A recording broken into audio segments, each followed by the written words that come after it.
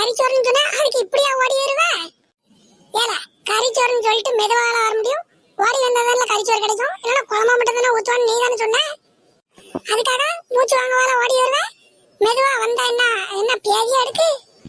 சரி சரில ரொம்ப ஓவரா பேசாதா. முதல்ல வா, கறிச்சோறு எங்க ரெடி பண்ணுறாங்கன்னு போய் பார்த்துட்டு வருவோம். ஏல அங்க பாரு, இப்பதான் கறி குழம்பு ரெடி ஆயிட்டு இருக்கு. நீ அதுக்கு முன்னாடி அவசரப்பட்டு கிடக்க. ஏல உன் பேச்ச கேட்டுதான் இங்க வந்த. நீ தானே சொன்ன கறி குழம்பு ரெடி ஆயிருக்கும், குழம்பு மட்டும் தான் ஊத்தணும், கறி காய் ஆயிரணும் அப்படின்னு சொல்லி கூப்பிட்டு வந்துட்டு இங்க இன்னும் ரெடி ஆகாமையா இருக்கு. எனக்கு வயிறு பசி உயிரை வாங்குது. ஏல கருப்பங்கோயில கெடா வெட்டுதாங்க, வா போகணும்னு தான் சொன்னேன். மணி ஆயிட்டுனா சில நேரம் சீக்கிரம் வச்சிருவாங்க. இன்னைக்கு இவங்க லேட் பண்ணிட்டாங்க. அதுக்கு ஏம்பல மட்டும் கோவப்படுதா? ஏல நொண்டி மணி, உனக்கு வயிறு பசி வந்தா தெரியும். எனக்குலாம் பசிக்கு உனக்கா பசிக்கு? ஏல யார் அங்க சத்தம் போட்டு கிடைக்கியா? ஏ பால்பாண்டியனா, நாங்க தான். ஏல ராமசாமி மோனா நீ? அது யாருல பக்கத்துல? ஏ பால்பாண்டியனா, அது யாருன்னு தெரியலையா? நம்ம பிச்சாண்டியன மாவன்.